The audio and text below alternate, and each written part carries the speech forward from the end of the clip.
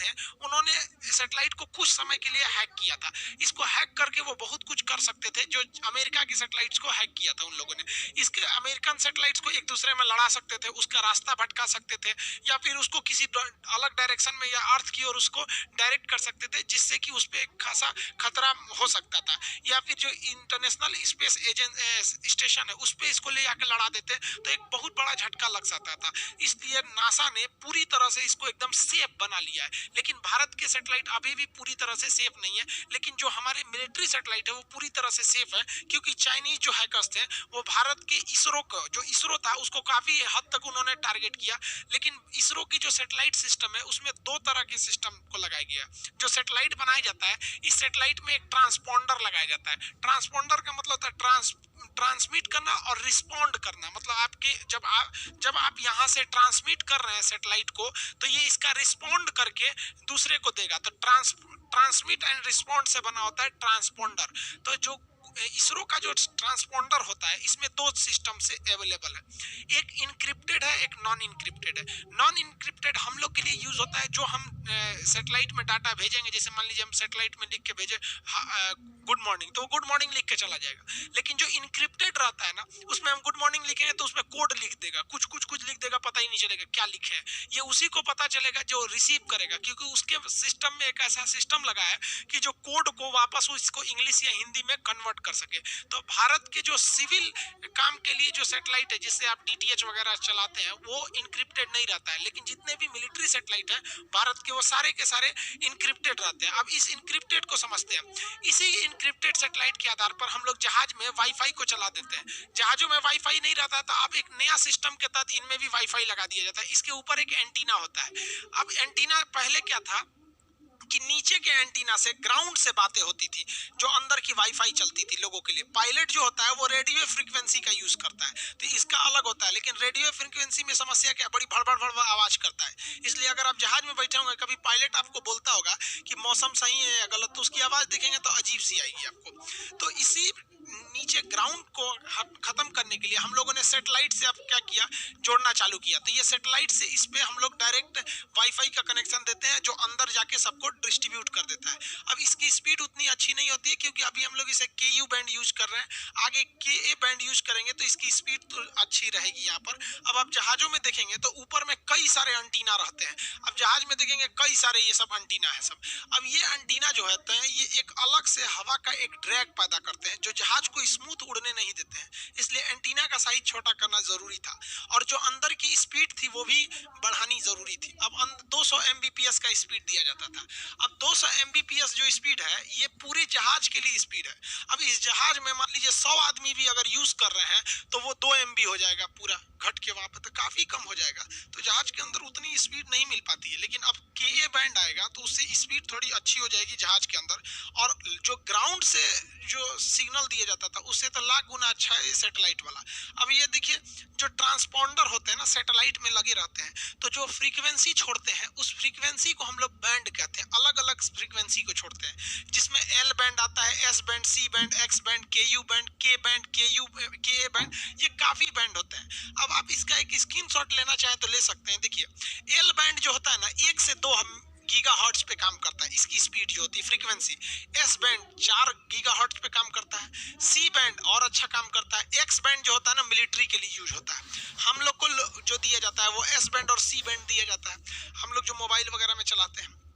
और मिलिट्री को जो दिया जाता है वो कौन सा दिया जाता है, वही एक्स बैंड दिया जाता है मिलिट्री वगैरह को। अभी जहाजों में जो यूज होता है वो केयू बैंड होता है। केयू बैंड जो होता है, इसकी फ्रीक्वेंसी अच्छी होती है। देखिए जितना ज्यादा फ्रीक्वेंसी बढ़ाएंगे ना, खराब मौसम में उतना अच्छा काम नहीं करेगा। अब इससे भी बेहतरीन, अब के बैंड का उतना यूज नहीं हुआ, के ए बैंड का ज्यादा यूज होने लगा। तो जो सैटेलाइट फ्रीक्वेंसी छोड़ता है उसकी स्पीड उसकी फ्रीक्वेंसी पे डिपेंड करता है कितना तगड़ा होगा। तो केयू बैंड से अच्छा था आपका के ए बैंड। अब इससे भी अच्छा रहेगा V बैंड, उससे अच्छा रहेगा W बैंड, कई बैंड अच्छे होते हैं। जैसे जैसे आप इधर जाएंगे तो आपकी जो अपलोडिंग स्पीड है वो बढ़ती जाएगी। देखिए इधर हाई होती जाएगी, जो थ्रो आउट है वो हाई हो जाएगा। जो आपका एंटीना का साइज है तो L बैंड की एंटीना का बहुत बड़ा लगाना पड़ेगा, और इधर आएंगे तो एंटीना का साइज छोटा होते लगेगा। तो यही लिखा है कि एंटीना का साइज, इस साइड जैसे जैसे आएंगे एंटीना का साइज छोटा होते जाएगा, और अगर वो L बैंड या S बैंड या C बैंड लगाएंगे तो बड़े साइज का एंटीना लगाना पड़ेगा। अब आप ही बताइए ना, जहाज के ऊपर बड़े साइज का एंटीना लगाएंगे तो एक हवा का ड्रैग उत्पन्न करेगा जो अच्छा नहीं माना जाता है। इसलिए हम लोग KU बैंड के अलावे अब हम लोग क्या लगाने जा रहे हैं, KA बैंड, क्योंकि जैसे जैसे जाएंगे तो इस साइड में बैंड जो होता है बड़ा होने लगता है, क्लियरिटी अच्छी आती है। तो अभी जो जहाजों में यूज होगा वो इसरो द्वारा बनाया गया KA बैंड होगा। इसकी इसकी क्या होगी, स्पीड अच्छी होगी, साउंड की क्लियरिटी अच्छी होगी। लेकिन खराब मौसम में ये उतना अच्छा काम नहीं करेगा, खराब मौसम में यही सब अच्छा काम करते हैं। तो इंडियन जो एयर स्पेस है उसने अपनी जहाजों को एक दिशा निर्देश दिया है कि आप अपनी जहाजों में KU बैंड भी लगाइएगा और KA बैंड भी लगाइएगा, क्योंकि जब मौसम सही रहेगा तो KA बैंड से काम चल जाएगा, और जब खराब मौसम है तो KU बैंड से काम चलेगा। यानी कम्युनिकेशन फेल नहीं होना चाहिए। ये हम पैसेंजर्स के लिए लगाया जा रहा है। रेडियो फ्रीक्वेंसी पे पायलट्स वगैरह बात करते हैं, लेकिन अब जो मिलिट्री वाले या जो हैकर से बचने के लिए हम लोग किसका प्रयोग करते हैं, इनक्रिप्शन का। इसी से बना है आपका क्रिप्टो करेंसी जिसे बिटकॉइन कहते हैं। देखिए जब भी आप कहीं पे अपना पासवर्ड डालते हैं, चाहे वो ATM के मशीन हो या फिर कहीं पे भी आप पासवर्ड बनाते हैं, आप अपने मोबाइल में बनाते हैं, ईमेल आईडी में कहीं पे भी पासवर्ड बनाते हैं, तो ये पासवर्ड को गुजरना पड़ता है हैशिंग प्रोसेस से। ये हैशिंग प्रोसेस क्या है तो समझिए ध्यान से, ये क्या प्रोसेस होता है। आप कुछ भी चीजों को लिखते हैं तो हैशिंग प्रोसेस के तहत उसे एक 40 डिजिट के एक बहुत बड़े नंबर में कोड में बदल दिया जाता है। जैसे यहाँ लिखा हुआ है लाइन, हम बड़ा लिख देते हैं लाइन, तो यहाँ 4 अक्षर है। ये हैशिंग प्रोसेस से इसको क्या बना दिया, एक इतना बड़ा अक्षर बना दिया, 40 अक्षर के कोड में बना दिया। अब हैशिंग की पहली विशेषता समझिए, आप कितना भी बड़ा वर्ड इधर लिखिए, आप मान लीजिए यहाँ एक लिख देते हैं I am खान, हम इतना बड़ा लिख देते हैं, तो इसको, ये मेरा कोड हो गया, सपोज कर लिए मेरा कोड है, ये मेरा पासवर्ड है, तो I am खान, तो ये इसको कितना अक्षर में बनाएगा, 40 अक्षर के कोड में बनाएगा। और अगर हम यहाँ केवल अपना पासवर्ड बना देते हैं लव, तो भी इसको ये 40 अक्षर में ही बनाएगा। यानी आप अपना पासवर्ड कितना भी अक्षर बनाइए, ये उसको 40 अक्षर में ही बनाता है। यहाँ पे हैशिंग एक फिक्स साइज होती है, उसी में बनाएगा यहाँ पर पहला। अब देखिए हैशिंग से क्या होता है, बात समझिए। जब कभी भी आप अपना गूगल पे अपना पासवर्ड बनाते हैं तो गूगल के पास आपको पासवर्ड नहीं जाता है। जैसे मान लीजिए हमने पासवर्ड बना दिया, लाइन, सपोज कीजिए लाइन बना है, यहाँ लाइन लिखा हुआ है, हम बड़ा लिख देते हैं लाइन, तो गूगल के पास जो पासवर्ड पहुंचा है वो हैशिंग वाला पासवर्ड पहुंचा, ये पहुंचा है। तो गूगल को पता ही नहीं है कि आपने पासवर्ड लिखा क्या है, गूगल को ये इंक्रिप्शन पता है। समझ में आ गया? अब अगर कोई गूगल का कर्मचारी है या गूगल से किसी ने ये इनक्रिप्टेड कोड उठा लाया, तो भी वो आपका अकाउंट हैक नहीं कर पाएगा, क्योंकि उसको ये वाला कोड पता है। और अगर गलती से वो ये वाला कोड इधर से आपके अकाउंट में या पासवर्ड में भरेगा, तो वो इसका एक अलग पासवर्ड जनरेट कर देगा वहां पर, क्योंकि हैशिंग केवल वन वे डायरेक्शन में काम करता है। देखिए तीर केवल इधर बना है, यानी आप लाइन को इधर से कन्वर्ट कर सकते हैं, लेकिन अगर आपको ये वाला चीज मिलेगा तो आप इसको इधर से कन्वर्ट नहीं कर पाएंगे कि क्या लिखा हुआ है। तो आपको पासवर्ड में इंक्रिप्शन थोड़ी लिखने को बोलता है, आपको तो पासवर्ड लिखने को मिलता है। तो अगर आपको किसी का हैशिंग कोड पता चल गया तो आप ये नहीं बता पाएंगे कि वो क्या चीज लिखा हुआ है। तो दो चीज समझ में आ गया कि पहला, हैशिंग कोड कितना छोटा हो या कितना बड़ा हो, आप अगर पासवर्ड बनाते हैं तो हैशिंग के बाद उसे एक 40 डिजिट के कोड में बना दिया जाता है, पहला। दूसरा, ये वन वे काम करता है, इधर से इधर काम नहीं कर सकते। समझ में आ गया कि नहीं आ गया? अब जरा एक चीज ध्यान समझिए, ये जो हैशिंग की क्रिया हो रही है, हैशिंग मतलब पासवर्ड जनरेट करना, इस पूरे क्रिया को हम क्रिप्टोग्राफी कहते हैं। इसी से बना है क्रिप्टो करेंसी, जिसे आप बिटकॉइन बड़ी अच्छा से बड़ा आप लोग सुने होंगे, समझ में नहीं आता होगा आप लोग को, वो भी नॉर्मल चीज है। जब तक कोई चीज नहीं समझे रहते हैं तब तक तो टफ लगता है। एक नर्सरी के लड़के को एलिफेंट की स्पेलिंग ही याद नहीं होती, उसको बहुत टफ लगता है, और CAT कैट उसे आसान लगता है, लेकिन जब वो समझ जाता है तो उसके लिए भी वो इजी हो जाती है। तो आप लोग अभी क्रिप्टो करेंसी बिटकॉइन नहीं समझ रहे हैं, इसलिए टफ लग रहा होगा। तो किसी भी चीज को कोड में बदलना क्या कहलाता है, क्रिप्टोग्राफी। और इसको हम लोग शॉर्टकट में इनक्रिप्टेड कहते हैं। अगर किसी चीज जैसे लाइन का हम क्या कर दिए, लाइन को हम क्या कर रहे हैं भाई साहब, क्रिप्टोग्राफी टेक्नोलॉजी का प्रयोग करके इसे पासवर्ड जनरेट किए हैं, यानी इसको हम इनक्रिप्ट किए हैं। इनक्रिप्ट करने के बाद जो हमें पासवर्ड मिला है उसे हम लोग कहते हैं हैशिंग। तो ये वाली चीज क्या है, हैशिंग। और ये पूरा प्रोसेस क्या कहलाता है, क्रिप्टोग्राफी कहलाता है, या इसी को क्या कहते हैं, इनक्रिप्ट कहते हैं। इसमें इनक्रिप्ट करने में 1 सेकंड का टाइम लगता है। तो जब भी आप कभी अपने गूगल अकाउंट पे या कहीं भी ऑनलाइन अपना पासवर्ड डालते हैं तो तुरंत कोई चीज नहीं खुलती है। जब आप पासवर्ड भरते हैं ना तो उसका क्या किया जाता है, हैशिंग कोड ढूंढा जाता है। जैसे आपने पासवर्ड बना लाइन, तो उसका लाइन का वहां क्या बनेगा, ये वाला कोड बनेगा। जो भी कोड गूगल क्या याद रखा है आपका, ये वाला कोड याद रखा है। समझ में आ गया कि नहीं आ गया? इसलिए गूगल से भी आप सुरक्षित हैं। इसमें एक और चीज क्या खासियत है कि अगर आप इसमें थोड़ा सा भी चेंजिंग करते हैं, जैसे हम लाइन के जगह पे लायंस लिख देते हैं, बहुत सारे शेर, तो यहां पर ये वाला पासवर्ड टोटली चेंज हो जाएगा। यानी अगर इधर एक भी चेंजिंग किए ना तो ये टोटली चेंज हो जाएगा, ताकि दुनिया में किसी को यही नहीं पता चलता है कि किस हैश कोड का कौन सा ओरिजिनल वर्ड है। क्योंकि मोबाइल में आपको ओरिजिनल वर्ड भरना होता है, न कि आपको हैशिंग कोड भरना होता है। अगर मान लीजिए मेरा पासवर्ड लाइन है लेकिन किसी को ये हैशिंग कोड मिला, ये भरेगा तो नहीं खुलेगा। वो कहेगा कि भैया तुम ये भरो, हम कन्वर्ट करेंगे कि क्या चीज है। इस हिसाब से काम करता है। हर चीज का हैशिंग कोड अलग होता है। कुछ भी चीज लेंगे तो उसका हैशिंग कोड अलग होता है। आप जो भी पासवर्ड बनाते हैं, आप समझ गए, आपका पासवर्ड कहीं भी, जैसे आप मेरे एप्लीकेशन पे पढ़ते हैं तो आप अपना पासवर्ड बनाते हैं, तो मेरे पास वो पासवर्ड चला आता है, लेकिन हमको ही नहीं पता चलता है ससुर आपने पासवर्ड बनाया क्या। कई लड़के मोबाइल में, हम मेरा एप्लीकेशन डाउनलोड करेंगे खान सर ऑफिशियल, तो उसमें कहता है क्रिएट पासवर्ड, तो लड़कों को लगता है ये ईमेल आईडी का पासवर्ड मांग रहा है, तो लड़का सब अपने ईमेल आईडी का पासवर्ड भर देता है। भाई साहब वहां आपका पासवर्ड बनाने के लिए कहता है, जिस तरह आप अपने एटीएम का बनाते हैं कि आप मेरे एप्लीकेशन को आप ही पढ़ सके क्योंकि आप फीस दिए, तो अपने पासवर्ड भर देता है, वो भी मेरे पास आ जाता है।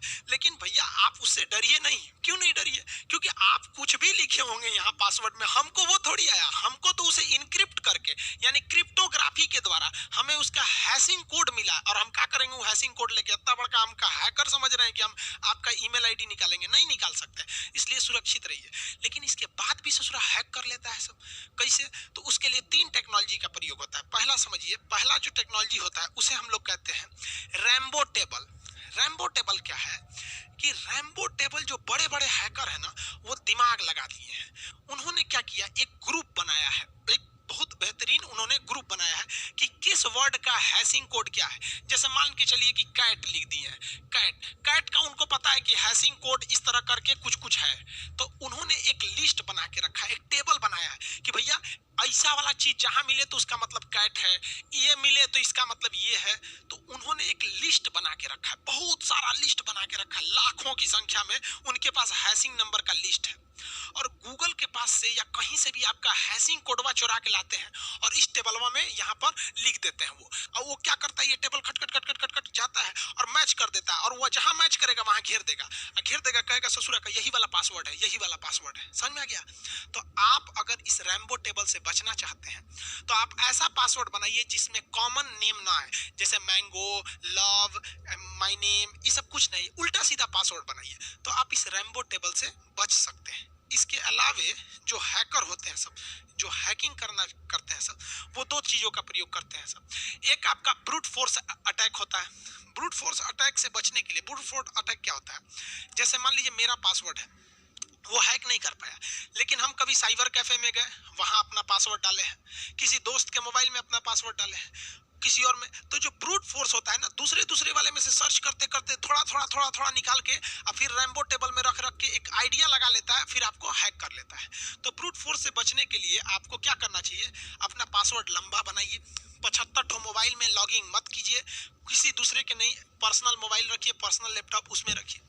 और एक डिक्शनरी टेबल आता है, ये भी रैम्बो टेबल की तरह होता है। डिक्शनरी क्या है, उसमें बना हुआ है 10 ठो कोड बना हुआ है, अगर उसमें मैच कर गया तो आप फंस गए, नहीं तो नहीं फंस पाएंगे आप लोग। समझ में आ रहा है कि नहीं आ रहा है? हैकिंग से ज्यादातर हैकिंग कैसे, आजकल टीचरों के चैनल बड़ी ज्यादा हैक हो रहे हैं।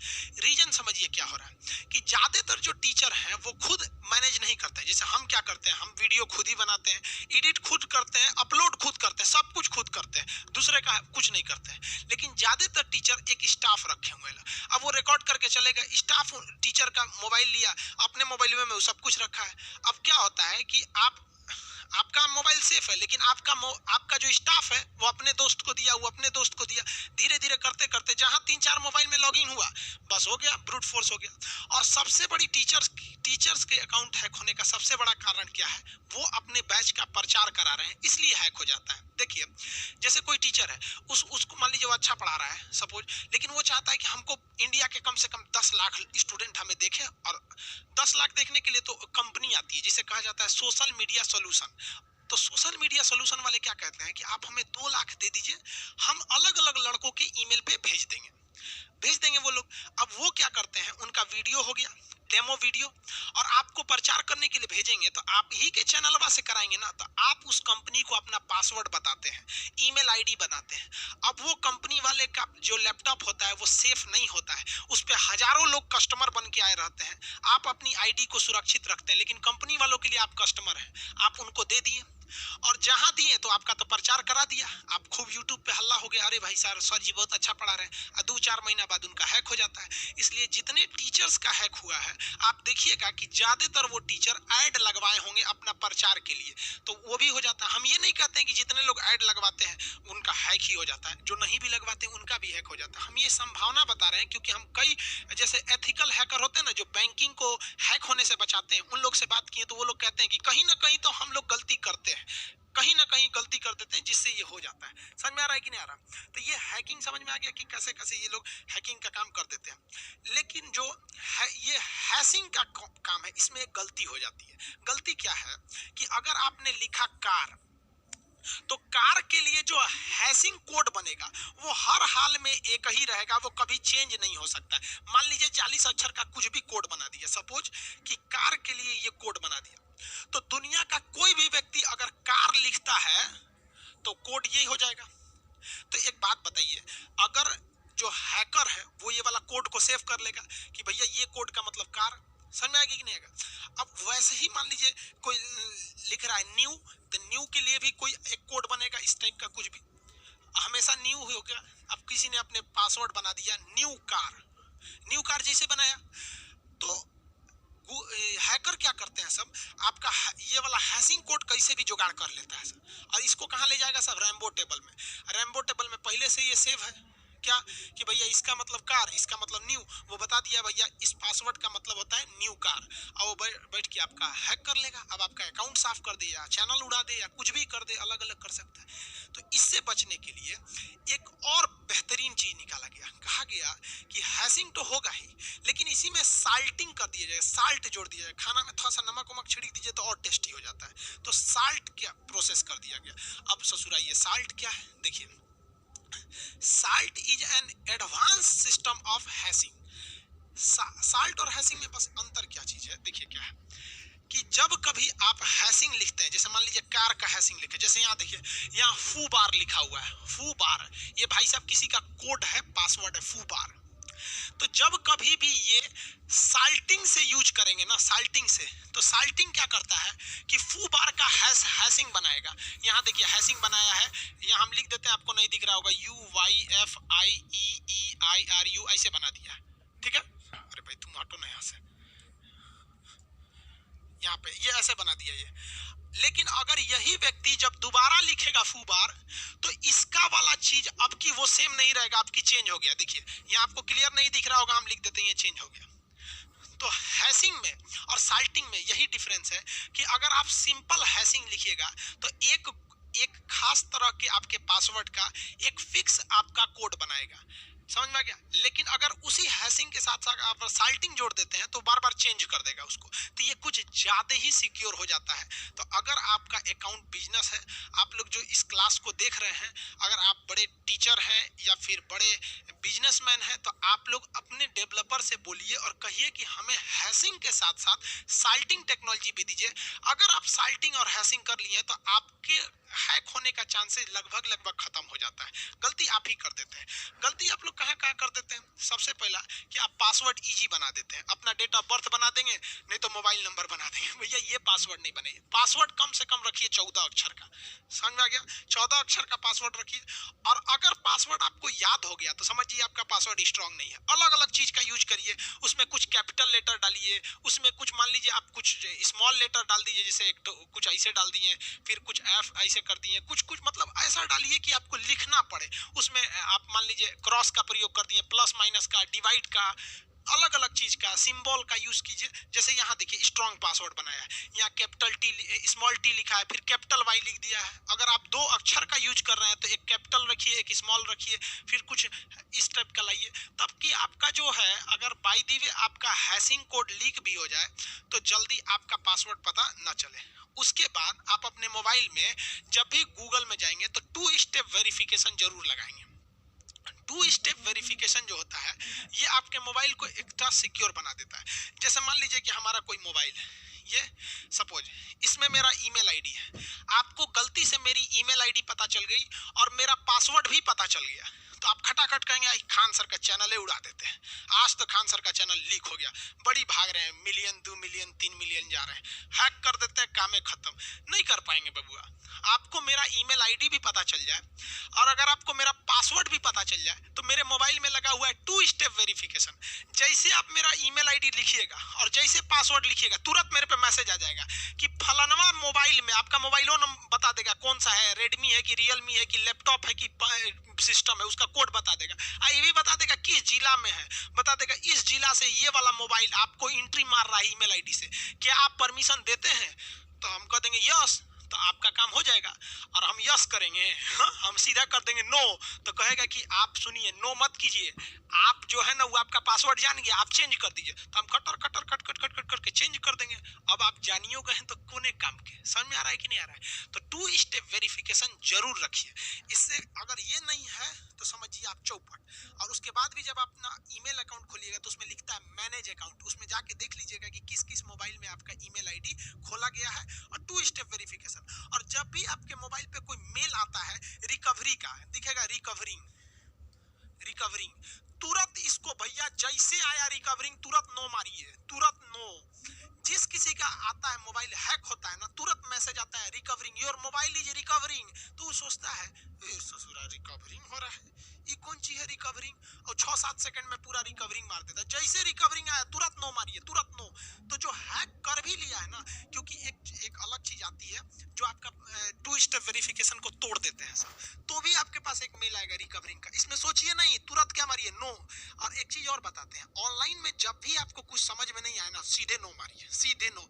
क्योंकि मान के चलिए अगर आप अच्छा चीज को नो मार दिए तो दोबारा वो जेन्युइन है, आप दोबारा उसे चालू करा सकते हैं। सपोज मेरे बैंक से मैसेज आया है कि आप अपना एटीएम को क्या कीजिए, दोबारा रिन्यू कीजिए, हम नो मार दिए तो फिर जाके रिन्यू करा सकते हैं। लेकिन ससुरा अगर यस मार दिए और बैंक का है तब तो ठीक है, लेकिन फर्जी वाला है और यस मार दिए तो लुटा गया। इसलिए जहां कुछ समझ में नहीं आए ऑनलाइन की दुनिया में सीधे मारिए नो। आप कहीं ना कहीं बबुआ गलती करते हैं, आप बड़े हैं या छोटे हैं, आपका मेहनत का पैसा है, आप इसे बचा के रखिए। बड़ा तकलीफ होता है जब किसी गरीब के अकाउंट से हैक कर लेते हैं। अगर कोई हैकर है इस क्लास को देख रहे हैं तो भैया हाथ जोड़ के विनती करते हैं, अगर किसी के अकाउंट में 25,000 50,000 या उससे आसपास पैसे रहे तो आप अंदाजा लगा लो यार वो गरीब आदमी है, प्लीज उसका छोड़ दिया करो यार, बहुत मेहनत से पैसा कमाता है। अरे लूटना है तो ससुरा नेताओं का लूटो ना ससुरा, करोड़ों करोड़ों अकाउंट में होगा, खाली कर दो उसको, कौन जाता है। एक गरीब का मत लूटो यार, हाथ जोड़ के विनती करते हैं।